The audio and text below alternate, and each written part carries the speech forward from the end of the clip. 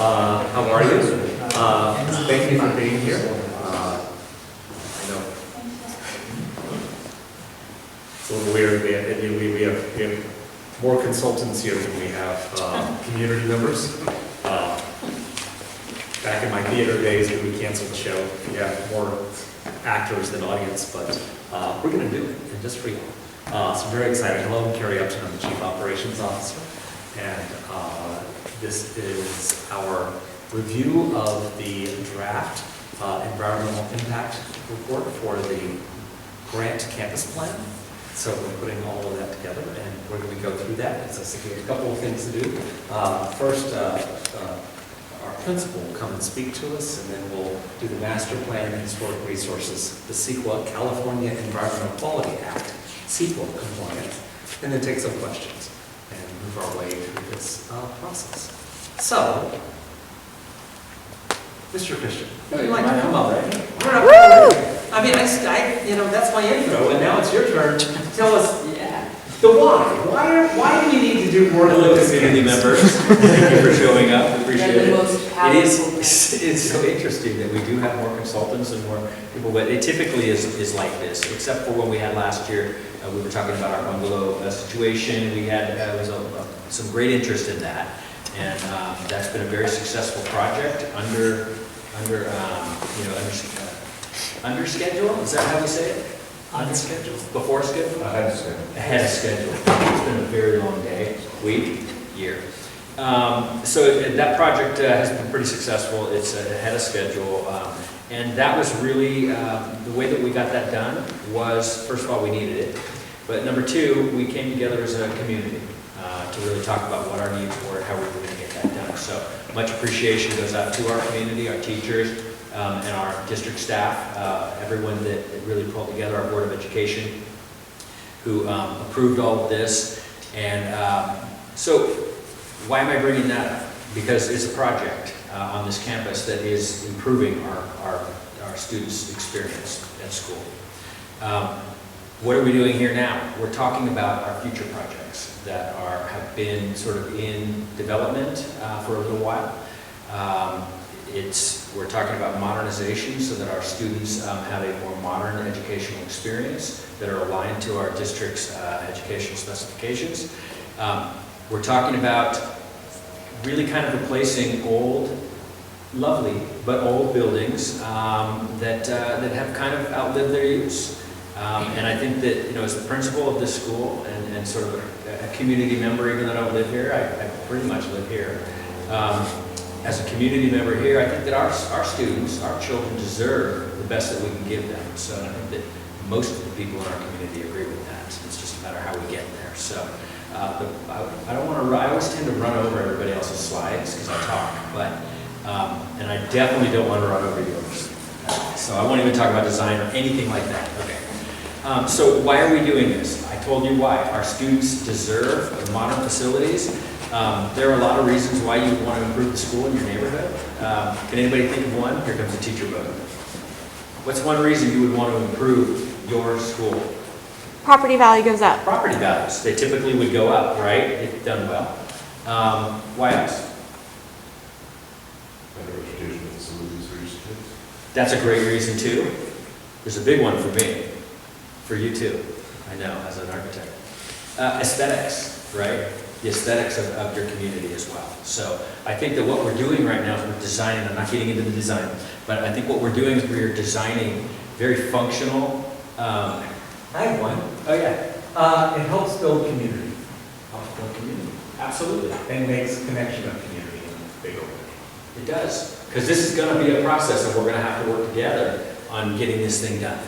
Right? And that's everything from passing a bond. That's obviously, you can't do it without a bond. But that is passing a bond, coming together as a community and having a shared value around education. But I think aesthetically, you want to have very pleasing buildings in your neighborhood. And this is a neighborhood school. So your input is going to be critical to getting this project done and getting it done the way you want it done as homeowners, renters, as citizens of this area. So that's why we're doing it. I'm really in favor of this project. We've been working with our architectural partners for maybe 4 years almost now. Has to be. Yeah, almost 4 years on designing these facilities. They've gone through some iterations, but I think the thought process has always remained the same on what it is that we value in our educational facilities. And I'm pretty excited about the project. I think, like I always joke that by the time we get all 5 phases done, I hope that they're going to have to wheel me over here, so maybe I can, cut the ribbon or something. I'll be like ancient. Maybe not. Maybe it'll be quicker than that, right? You'll tell us a little bit about that. But I'm excited for our students, and I'm excited for our teachers. And I always want to talk about our staff, too. Our staff are community members a lot of times here, and they spend most of their career, they spend usually in one school. That's true. We have teachers here that have been here over 30 years at Grant. They've seen a lot of changes here, but not enough changes. And so that's why we're doing what we're doing. So, that was shorter than usual. Yeah, Thank you. So, and now I'll turn this over to Jim Favreau of Johnson Favreau, who is our architect.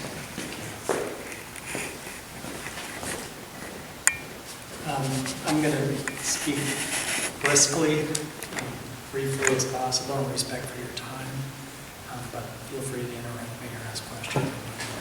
Let's fire those of information. Nevertheless, it's also the result of, as Christian said, about 3.5 years of work. There's been quite a bit of outreach over the years. For anyone who's been participating, when I'm presenting tonight is really not much different than what was presented at the first meeting, except that we had a little more information in our relationship to residential neighbors in response to some comments from that meeting. So I'll be describing what's being referred to as the campus master plan. In the CEQA document, it's referred to as a project. It just means the project is done in phases, hence master plan.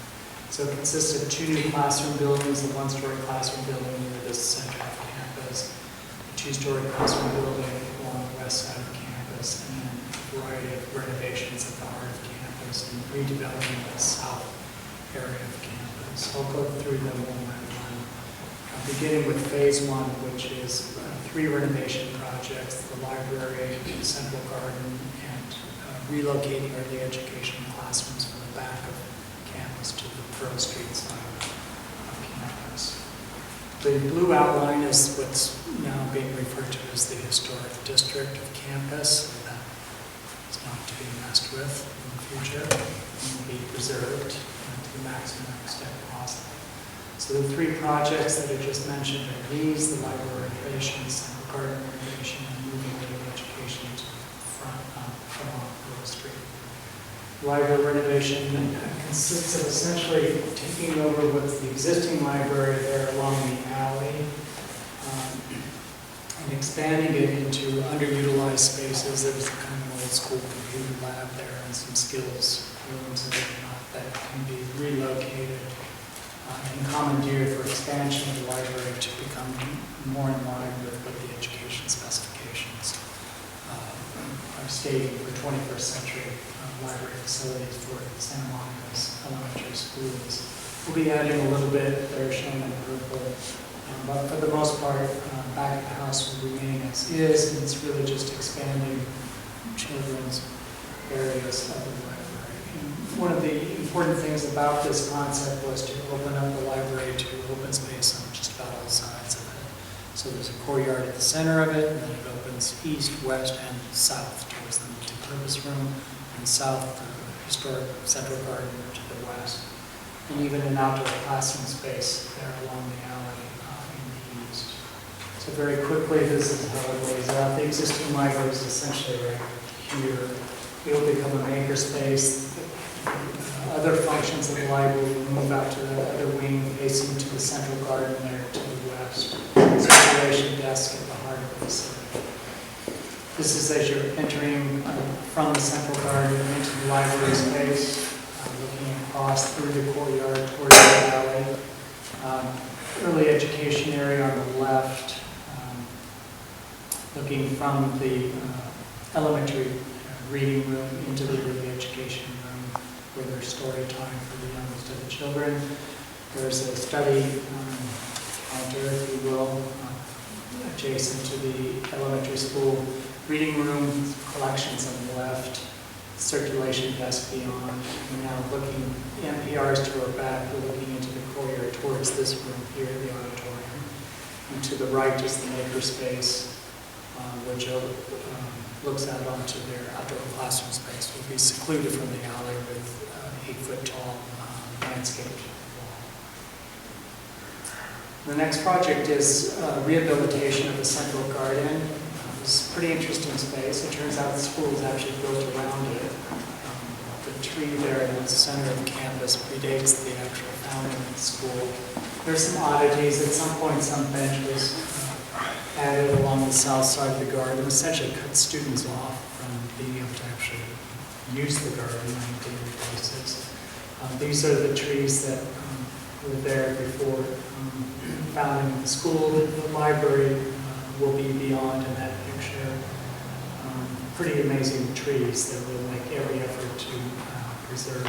So the idea is to create a quadrangle at the heart of the space, preserving the historic trees on the boundary of it, planting some new trees, and carefully placing paths through the space so that students are really engaging with the space on a daily basis. This is now looking west, the library is behind us, first grade on the right, second grade on the left. This is now in the opposite direction towards the library, first grade on the left, second grade on the right. And to the right there is that walkway that I had mentioned earlier.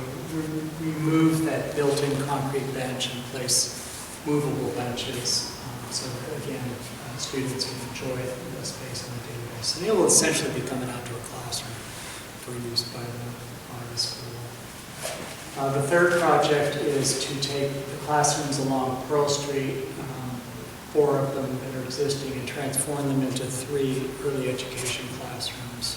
They're bigger rooms, hence from 4 to 3, and they require restrooms and workrooms attached to them. One of the key parts of this project is to commandeer a little bit of the front lawn that sits directly in front of that building in order to then be able to enclose that area to become an outdoor classroom space for those 3 classrooms. So this is what it will look like from Pearl Street.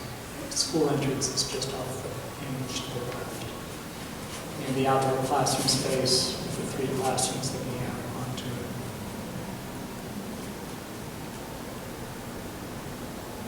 That's phase 1, first set project. Those projects are designed, they're not yet permitted, but they are designed. The next 2 projects, there's actually essentially 3 components divided into phases 2 and 3. Consist of a 1-story classroom building at the heart of campus, a 2-story classroom building along Pearl Place, relocation of the field and parking lots in a more friendly manner relative to 24th Street terminus there. So the 2 new buildings are the 1-story classroom building at the heart of campus, just south of the second grade classroom wing, and a 2-story building along the west side of campus there, set back from the alley. There were other considerations on how to configure these buildings. One was to reverse that relationship, do a 2-story building at the heart of campus, and a 1-story building along the alley. That did not deliver enough floor area, and it also cast quite a bit of shadow onto the second grade wing and the second courtyard. Another was to place a 2-story building along Pearl Street, but we didn't think that would fly very much. But not only the historic consultants, but also the neighborhood themselves. So we're firmly confident that those 2 options were really not real options, and the best option is, assuming we can be sensitive to the neighbors who back up to Pearl Place Alley, is to do the 1-story at the heart of campus and the 2-story along the west side of campus. So this is the addition of campus at the conclusion of phase 1. We will remove the existing parking lot, fields, various appurtenances on the south side of campus, relocate the field and parking lots as best we can in interim, and then develop a 1-story classroom building that replaces the 6 porticos that are there now, with 6 permanent classroom buildings in a 1-story configuration. So this is the new building. It will have on its roof actually outdoor classroom space. The learning garden will on the roof, on the south side of the building. So that's completely occupied roof area. It's essentially reclaimed campus area, open space that we wouldn't want to waste with a one-story building. And there's the separation between second grade classroom, this is the central garden over here. The second grade classroom wing gets 15 feet of outdoor classroom space. The new building gets 15 feet of outdoor classroom space, with the building stepping down towards the historic core so that sunlight, funded sunlight, can still get down into the classrooms. Here you have a section and through that central garden on the right, second grade classroom wing here, the two outdoor classrooms, the learning garden on the roof, and the two-story walkway portion facing the playground areas. Early renderings, this is in process now, what that building would look like from the playground side of the campus. So this is what the campus will look like at the completion of phase 2. Then there will be a little bit of removal at the outer edge of the historic core, plus the modulars that are on the east side of campus. And the new building will penetrate a little bit into the historic district. But so far the historic consultant seems to be okay with that as an idea. So one of the comments that came up in the last meeting was from a neighbor to the west who said, how is this going to relate to the back of my property? So we did do a section that shows how it will relate. This is Cloverfield here, the alley here, which is about 24 feet. We're setting the building back from the alley about 20 feet. So there's 44 feet separating the new building from the garage side of the properties that are backed up onto the world. And all the circulation in the classrooms will orient towards the core of campus, not to the outside of campus. So this is a view from the central garden looking at that new two-story building towards Pearl Place. Residential properties being on the opposite side. And the view from the end of 24th Street as you're looking north towards the new one-story building and the rooftop learning garden here, the new two-story building there. These are views that were done for the CEQA document, 24th Street, Pearl Place, and then Pearl Street, looking east and west. So just in summary, existing campus as it is today, the renovations in phase 1, the redevelopment of South Campus, and the building of the new one-story classroom wing south of the historic core, removal of portions, modular classroom, and a little bit of the corner of the historic core for the new two-story classroom building to complete the project.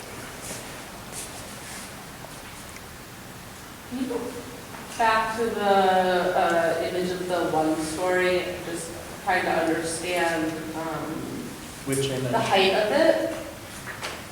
The one-story building and then the roof space on top, you know, so it reaches the height of the two-story building. Yeah, so it's essentially 2 stories with it's facing the playground side. It's 1 story for most of its depth and in its relationship to the historic.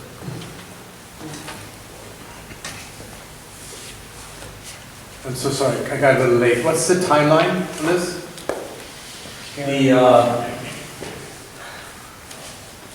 If we get funding next November, then we go into construction. We plan in June of 2025. The question is whether we'll do the library and transitional kindergarten first. We might even be able to start those as early as January of 25. Whether we'll do one and complete it and then build the building, or whether we'll do it consecutively, and that's not determined yet. But the anticipation is that all of the phase 1 things, which would be the library, TK area, and the new classroom building, would all be done as part of this next funding measure, so in the next 4 to 5. So you don't have the bond money for it right now? It's No, still, not yet. okay, so it's not, okay, gotcha. Yeah. So it's still design phase? Yeah, it's still in design. And then I'm so sorry, I don't mean to dominate. I'm a neighbor, I live right next to the school. Talk a little bit more about they just redid the parking lot a short while ago, I think. Was it a year ago, 2 years ago, Christian? The parking lot itself? Yeah, where we are. Years ago, I think before. So you're going to redo that one again? You know, even though this this is in some ways the back of the school, Mhm. it's still a visual experience of the school. It's going to increase traffic even more, right? What's that? It's probably going to increase traffic even more. Well, this is for staff parking anyway, so it should be all right for what we're doing. Yeah. It's not a drop-off pickup for students. Yeah, that's what's happening right now. So everybody just comes in there and drops their kids off. You know, we try to go to work. That's so- not our plan. Yes. Yes. Yeah. I'm not- So, and just to say, I cannot commit that this part of the, that this part of the field and the parking will be done as part of this next funding measure. So it might be something that's 5-6 years away. Gotcha. But it does need to be done really before we do the next building. But this was part of phase one, right? Well, it's hopefully it can be done as part of phase one. The question is how much money we have for this campus, because we're gonna do the big chunk of the library stuff, which got bumped from the last bond, the SMS bond. So we're gonna do that definitely, and we're gonna do the new classroom building. I'm just not sure we can do that, the new classroom building, and Right. the And you guys are already replacing some of the bungalows right now. Last year, I think you did the air conditioning. Did you guys, are you going to reuse the air conditioning or the camera system you installed, or what's going on with that? Yeah, well, I mean, in all the, on the bungalows, we had some old bungalows that really were collapsing. They've been here for more than 30 years, and they were falling apart. So we refurbished 2 of them, we're refurbishing 3 of them, and then we decided to replace the 3 worst ones. That was pulling them out and pulling them in. We used all of the same equipment as far as smart boards, fire alarms, all of that stuff. We just swapped from one to the other. Okay. And then the air conditioning units, which the bar units, we replaced those on the back of the bungalows about 4 years ago. We pulled them off and stored them, and then we moved them when others failed at other portals, because they're pretty interchangeable and interchangeable. But all of the air conditioning that we've done, the rest of the campus is going to stay and be functional, except for when we replace that section of the little section of the building, 2 or 3 classrooms, with the new 2-story. That'll get. And is there still going to be a gate on that end for students to enter? There will be a gate that will be more for the playground partnership and the summer use. I think we're gonna have to talk about whether or not we have a student gate or not. I think there's some goal to sort of pull away from that, but that's an operate. I think, will there be a gate? Yes. Will it be used for students? That's as well. Yeah, we did a town hall about, maybe, it was my first year here, when we were doing secure campus stuff across the district. And we had a town hall, and you know, we do have a certain part of our population that lives on this side. Frank, you know, you guys live on that side. Yeah. Live on this side up to the airport, and then down that way by Jams and over there, you know, that were really not interested in us removing that pedestrian gate over there. That was my wish. I got you. That was my wish, is getting rid of that, but the community didn't want that, you know? And so this could be an opportunity to sort of revisit that, but we'll see. We'll just have to have another town hall meeting and see, you know, what people are thinking. Are we going to have access to the rendering, or are you going to send that out to people or no? This will be posted on our web. A lot of it's already posted. But This is already exact posted. presentation will be posted. It's already there. It's already posted. Yes, it's already. Good. Yeah, so if you go to the facility improvement page of this, the USD site, and go to schools for grant, you can see this. Does that finish you? You can turn it over? Okay, so Andrew from Architectural Resources Group did our historic resource analysis, and he's going to talk about that. Yeah. So I'm going to switch it up and stand on this side. Right. So, good evening. My name is Andrew. I'm with ARG. We're historic consultants. And as Karen mentioned, we kind of dealt with all things related to historical resources at this campus. So I was just going to spend the next few minutes walking through our process and our conclusions, and then answering the questions that you guys. So I think a good place to start is to ask the question, why are we even looking at historical resources in the first place? It's something that, you know, a lot of schools, it's not an issue that's commonly addressed at some schools. So really the answer to that question, there's two parts. The first part is that in 2021, the school district adopted a board policy and administrative regulation requiring that historical resources be identified and properly treated at its campuses. So that's one part. And the second part is that evaluating potential impacts to historical resources associated with projects such as the master plan is also required under state law as part of the California Environmental Quality Act, or CEQA. That'll be addressed a little bit more later on. So the first thing that we did was prepare what's called a Historic Resources Inventory, or HRI. This involved us carefully looking at the campus, researching its history, and determining which of its buildings and features rise to the level of historical significance. Through this process, we determined that there is a potential historic district on the campus, as Jim mentioned. The district, I say potential because it's eligible for listing, but it's not actually listed, it's not formally listed. The district was found to be eligible for listing in the state register, the California Register of Historical Resources, as well as for local listing in the Santa Monica Local Register. And because of this determination, the potential district meets the definition of a historical resource under CEQA, the California Environmental Quality Act. One thing I do want to emphasize here is that the historical resource that we're looking at is the district as a whole. So it's really a holistic kind of assessment, how all the buildings and site features work together. We're not really pointing out any one particular building or site feature. It's really the larger whole. So this is just a map of the potential district. It's a little small, but basically everything within the black hatched line, this is the same graphic that you saw earlier in the presentation, that does fall within the historic district. So there are 7 contributing buildings and then 3 contributing site features. This includes the, here. Oh, okay. The central courtyard, which was addressed.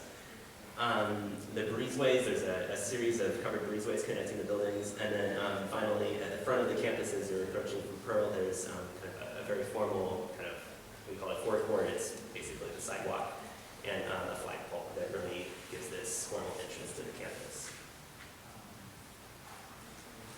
So picture here, these are just some photos of the contributing buildings in the central courtyard at bottom right. I'm sure all of you are familiar with the campus, but they do have a very similar aesthetic. They were designed in what we call the PWA Bulgarian style, which is a very fancy one of basically same Depression era architecture. All of the buildings and features within the district were constructed in a relatively brief window between 1936 and 1945.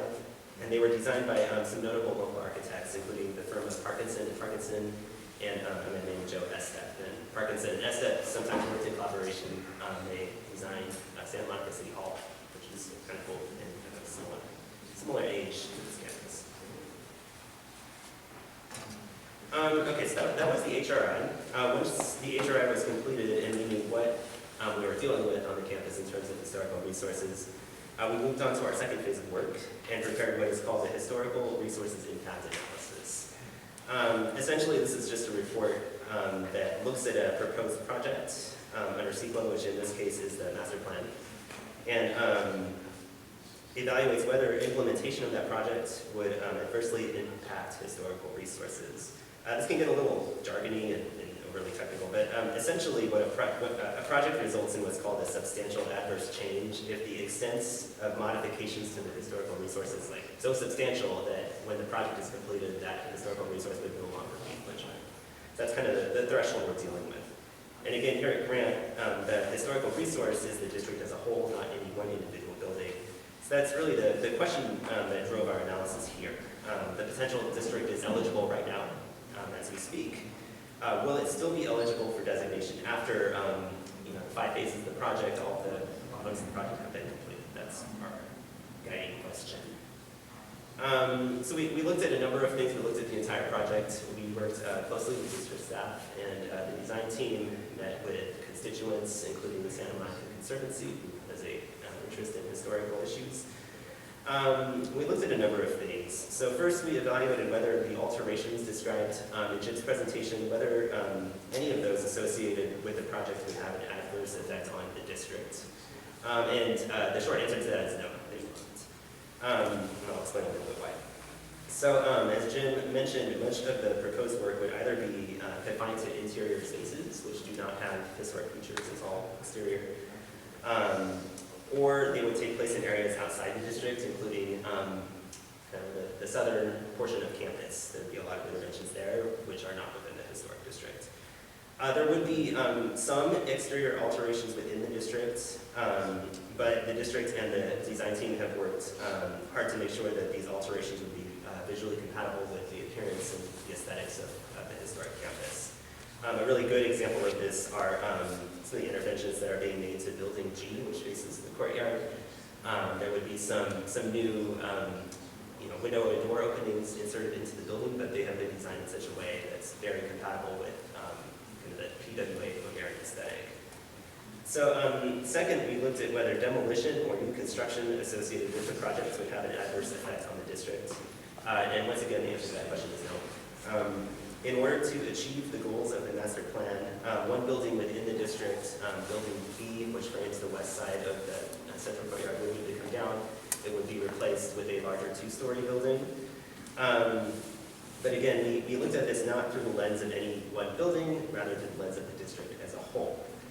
So when we looked at this, there are currently 10 contributors in the district. Even if you took down Building B and constructed a new building in its place, there would be 9 out of 10 left. 90% of the district would remain intact, which is a very strong historic district for regulatory purposes. In addition, the new building that would replace Building B, that two-story building, would be constructed in roughly the same place. And again, the district and the design team designed, they put a lot of effort into designing the building in such a way that it really complements the scale and the character of the historic district. So I'm going to wrap this up just once again posing that key question that we answered this with. Will the potential district, the historic district on the Grant campus, still be eligible at the end of the project? Our analysis concluded that yes, it would be. So with respect to CEQA, this means that we found that there would be no adverse impacts to historical resources with the master plan. And that concludes my portion of the presentation. Thank you. All right, and to discuss our environmental impact report. Alan's going to do it. Yes. Oh, great. I should have asked that question before. I just took it for granted you were going to do it. That's okay. So, Alan, here you are.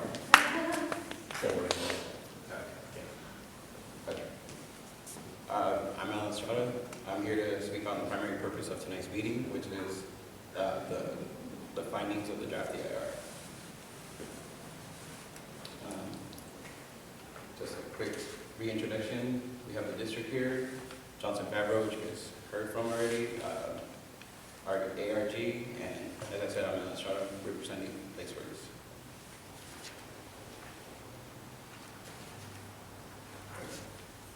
So I'll be speaking about the purpose of this public meeting, the proposed project overview, the California Environmental Quality Act, a summary of the draft EIR findings, and participation in public comments.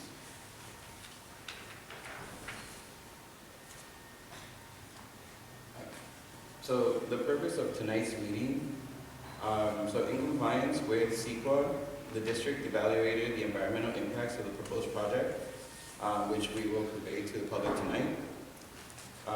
We will provide a summary of the analysis and findings of the draft EIR, and we will provide an opportunity for the public to provide input on the environmental topics covered in the draft EIR.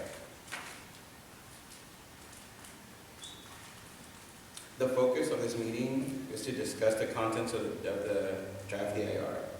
So what this meeting is not a public hearing. It's not the last opportunity to provide feedback. We will not provide a decision on the proposed project tonight, and we will not discuss the merits of the proposed project.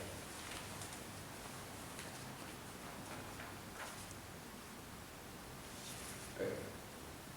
So the project objectives were established based on the district-wide educational specifications. So those include the 8 project objectives.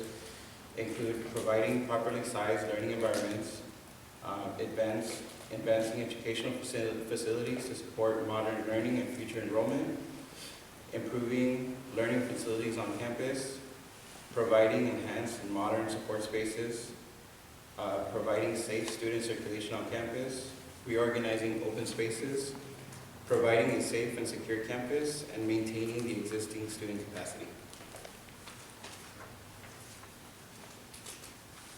So, CEQA. What is CEQA? So you'll hear us mention project a lot tonight. So in terms of CEQA, a project is the whole of an action which has a potential for resulting in either direct physical change in the environment or a reasonably foreseeable indirect physical change to the environment. So the purpose of CEQA is to disclose potential project impacts, identify ways to avoid or reduce any significant impacts, analyze project alternatives, and foster interagency coordination.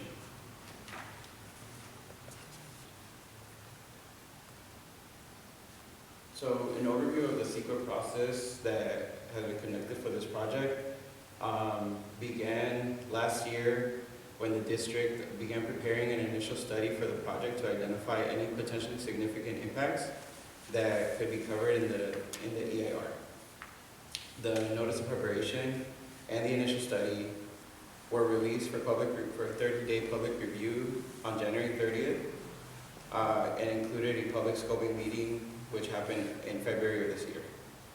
Based on the findings of the initial study and the input provided by the public during the scoping period, the district prepared the draft EIR to disclose any environmental impacts of the proposed project.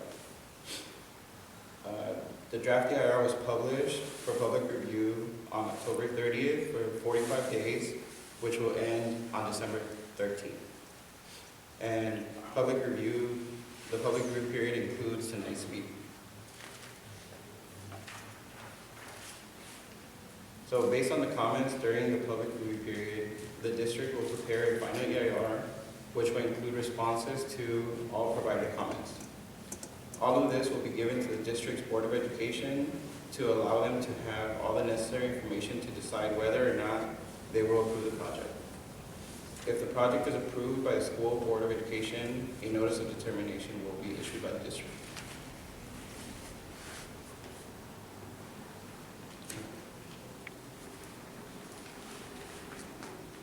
So, the draft environmental impact report.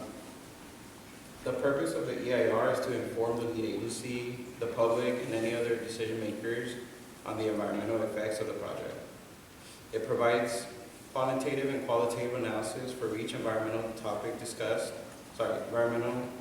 discuss impacts associated with the proposed project, analyzes both ways to avoid or reduce impacts of the project through mitigation measures or alternatives, identifies specific discretionary actions to be taken by the lead agency, and provides sufficient information to allow the district to make an informed decision on whether or not to approve the project.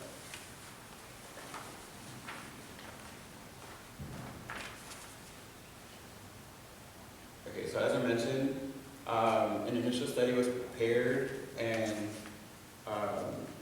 prepared earlier this year in January, along with a notice of preparation, which were completed and distributed for public review in January this year. Based on the findings of the initial study, these 6 topics, including agriculture, land use and planning, mineral resources, population and housing, recreation and wildfire, were all found to have no impact on the environment as a result of the project. Additionally, these 4 topics, biological resources, public services, utilities and service systems, and tribal cultural resources, were found to have less than significant impacts as a result of the project. So therefore, these 10 topics were not included in the draft EIR, but they can be found in Appendix B of the EIR, which is the initial study. So the topics that were forward and analyzed in draft EIR: aesthetics, air quality, cultural resources, energy, geology and soils, greenhouse gas emissions, hazards and hazardous materials, hydrology and water quality, noise, and transportation. So the draft EIR identifies 3 types of impacts, which include less than significant impacts, which are impacts that would not result in a substantial adverse change to the environment and would not require any mitigation, less than significant impacts with mitigation, which are impacts that would have potentially significant effects on the environment, but can be reduced to less than significant levels with the implementation of mitigation measures, and significant and unavoidable impacts, which are impacts that would have a substantial effect on the environment that would not be reduced despite the implementation of all feasible mitigation measures.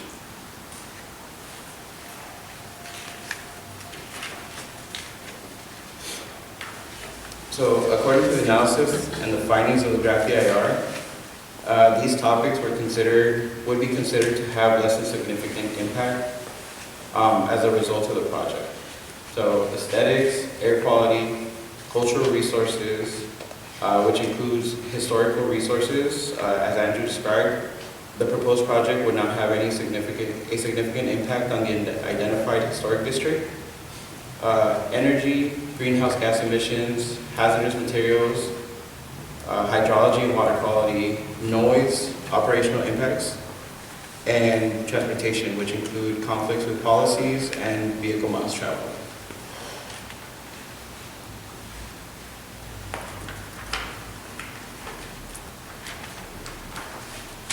So, with implementation of mitigation measures, any potentially significant effects from the proposed project under these topics would be reduced to a less than significant level. So cultural resources, including archaeological resources, geology and soils, which including paleontological resources, hazardous materials, noise, including construction and groundwork vibration, transportation, including geometric design features and incompatible uses, and emergency access. So these are the mitigation measures that were identified in the draft EIR, which are CUL1 would require the district to retain an archaeologist before any ground disturbing activities. GO1 would require the preparation of a paleo resources management plan in case of the discovery of any paleontological resources during construction. HAS1 would include the inspection of existing buildings prior to demolition. HAS2 would include soil sampling to identify any contaminated soils and hazardous materials.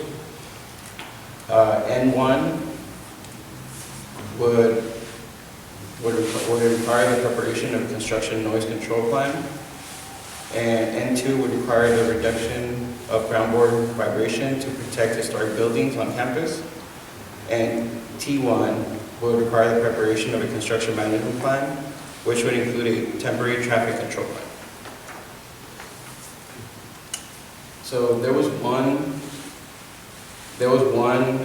significant and unavoidable impact that was identified in the draft EIR, which is construction noise. However, the district is committed to reducing impacts to construction and has identified all feasible measures to reduce construction noise impacts to nearby sensitive receptors. This includes installing sound blankets around construction areas to shield from noise, providing contractor information in advance of the construction activities, using the best available technology, construction equipment, and locating construction equipment as far as possible from sensitive receptors. However, even though with these mitigation measures, there is a possibility that noise levels may exceed the city's noise thresholds. Therefore, that's why the EIR concluded that the temporary noise impacts would be considered significant.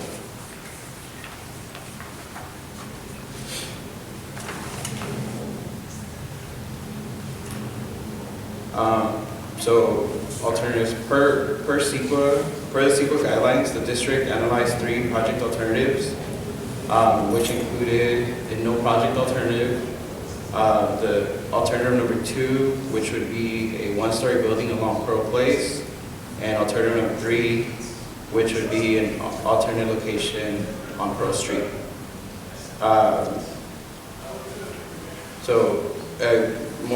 More detailed description of these alternatives can be found in the draft EIR.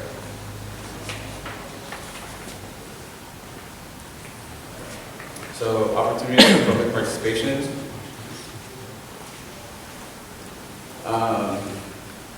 So the notice of availability was released for public review on October 30th, and the review period started on October 30th and ends on December 13th. All the documents are available on the school and the district's website, and can be found in the main office here and the district's office.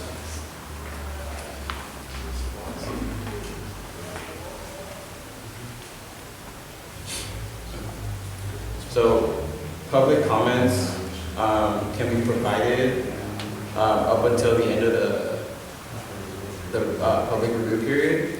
Can either be sent by mail, email, or you can provide a comment card tonight. And please remember to focus on the topics addressed in the environmental document. So future opportunities to participate in the draft EIR would be any comments provided up until the end of the public review period. The final EIR will include all comments and district responses, and a mitigation monitoring and reporting program, and findings of the EIR. And the school board will be provided all this information to make a decision at their board meeting in March 2024. I like to say that in the board meeting will be a public meeting, and it will be an opportunity to also speak to the board directly if anyone has any concerns once the final EIR is published. Great, thank you. Any comments, questions, or things we'd like to include? I'll you first. Okay, I was curious about what decisions were made about, basically rooftop solar or other ways of lessening, not just maintaining, but lessening the energy impact of the school. Sure. So we already have rooftop solar on a lot of the building already. There is a requirement that any new building that we're doing must contain solar. So we are putting that in, a portion of the new one, but most of it's open because it's an open building. And when we build the new building over there, we'll also do solar. It is a requirement. I have to say I'm a little concerned that right now it's not really penciling out. So after 20 years, we're not really getting the return on investment because of the high cost of installing it, but we're still moving forward. It's also important to realize that the district, what energy we don't already create and produce through our existing solar, we buy off the market from the Clean Power Alliance. So our district is 100%. I think we're waiting for a transition at San Juan that takes 6 months, but SCE to turn us over, but as soon as we get that one turned over, which should be any day now, we'll be 100% clean energy district. Yes, sir. All right, face the camera if you don't mind. That's okay. I have a master's in urban planning. I always say that because because running a meeting like this is the opposite of what they teach us there. You obviously didn't do enough outreach. You aren't providing, the meeting is on a weeknight and you're not providing food or childcare for a project at an elementary school where most concerned people are parents of young kids who cannot be left home alone. I have to run out of here basically after this comment because I only have, childcare coverage up to 7 o'clock. But anyway, so the EIR, I'll start with Appendix K, which is the transportation. My focus of my comment is on transportation. You say the majority of students are dropped off by vehicle. Provide no evidence. For a while I thought you actually have some kind of a survey or analysis of mode share, how students arrive to school. I've asked for it multiple times. But now I really think you actually don't have any idea of how kids actually arrive to school. And so are there IBI consultants here who wrote the Appendix K? No. No. So they claim they came here to observe on May 3rd, 2022. I don't know how anyone who comes here in person for morning drop-off would say these things that are said in Appendix K. They say that this Pearl Street drop-off area is only for TK pre-kindergarten and kindergarten students, and that the 24th Street entrance is only for grades 1 through 5. So go and tell a parent who lives on this block, who is the parent of a first grader, that they cannot use this entrance. Who came up with, who wrote this?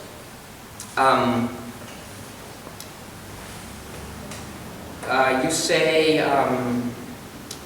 the arrival court would provide a safer drop-off pickup area for students that are dropped off or picked up at the southern end of the campus. Generally, the argument about why, okay, and then of course the bottom line, you're adding 50% more parking spaces with the flimsiest of reasons.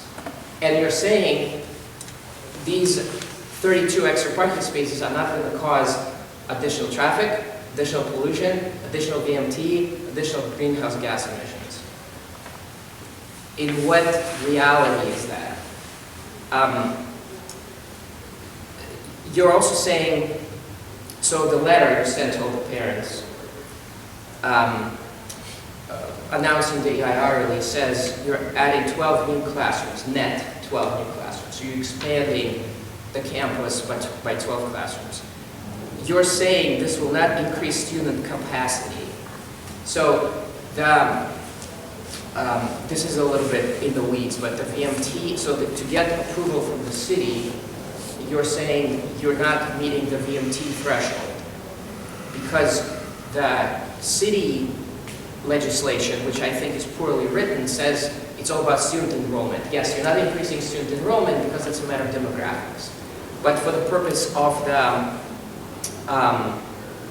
SCAG regional transportation plan, the word capacity is used multiple times. You're talking about how you're not increasing capacity. Like, yes, some of these classrooms will be used part of the time for special purposes like science labs or band or whatever. But in the long run, you're definitely increasing student capacity. And then the centerpiece of your pedestrian safety strategy is that the new arrival court will be configured in such a way that students don't have to cross traffic. Well, again, you're causing more traffic because you're making it easier for parents to drop off by car. You have more students next to more cars. That definitely makes it more dangerous. And also, you cannot just talk about impacts on the campus. You know, for safer schools, we're talking about impacts within 1,000 feet. Like the safety improvements should be within 1,000 feet of the campus. You're causing extra driving somewhere in the study area. And these extra driving trips are making it more dangerous for people who bike and walk, including students who bike and walk to school. In February, for the scoping, Caltrans submitted a comment that's included in Appendix C. Caltrans is not an organization known to be very favorable to people who bike and walk. And the 3 comments they provide in that letter is you should not increase parking, you should develop active transportation options, and you should create a TDM program, a Transportation Demand Management Program. I've heard that some years ago, when the school district needed a subsidy from the city to have teachers park downtown, they made a deal. The city council said, in return, you need to develop a TDM program. That was never done. Your sustainability plan goes on and on about all these things, including a TDM program. Nothing. You don't do surveys of moisture. You don't have a TDM program for staff. So basically, I don't believe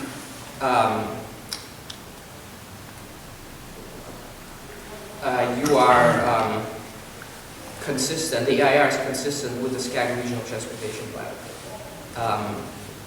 Again, you're increasing parking capacity, you're increasing student capacity, and you're making only the most minor point about safe routes to school projects, and again, your centerpiece of your pedestrian safety is the arrival point. So if you're so out of touch that even Caltrans disagrees with you, I think something needs to be done about that.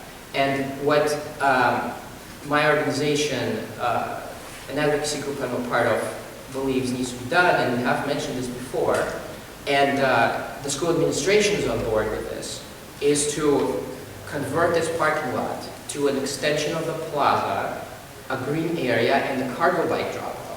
Again, anyone who actually comes here in the morning sees how many students are dropped off by bike. Some of these bikes are quite big. I use one. And, this is Santa Monica. We should be forward-thinking. And imagine we could have, we could say we're the first school in the nation with a cargo bike drop-off area instead of more car parking. And then I believe you should have a net zero policy for more parking spaces. Remove the 14 spaces here, add 14 on the other side.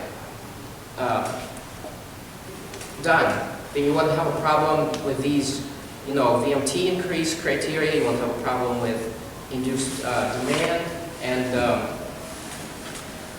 I think it's going to be a much better,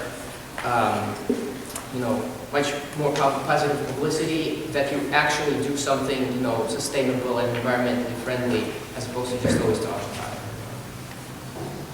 Thank you. Would you like to leave us your comments, or we want to send them to us? Yes, I will have a lengthy written comment letter for you. And we will have a response. Great. Anyone else would like to make a comment? You guys have a preliminary budget for this?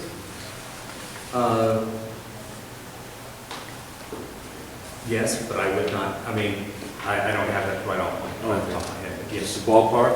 What's going to be because the taxpayer is going to flip the bill at some point, right? Yes.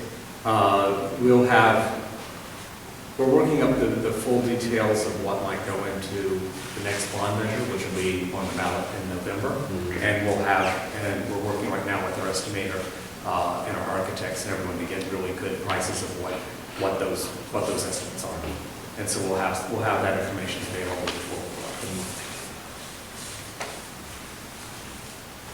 Yes.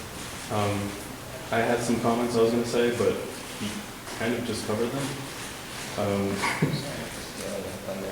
Now I guess I just want to reiterate everything he said, especially the fact that I don't see how a 50% increase in parking could possibly have no significant impacts to VMT and greenhouse gas emissions. That's just, it's not computing. We will respond to that.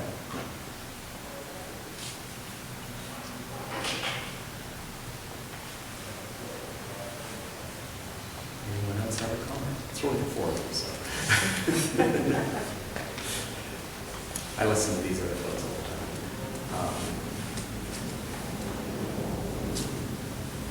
All right, well, hearing no additional comments, then thank you. We appreciate you being here. If you didn't sign in, if you would please sign in, that'd be helpful. And please send us your written comments before the 13th. Yes. All right, thank you very much.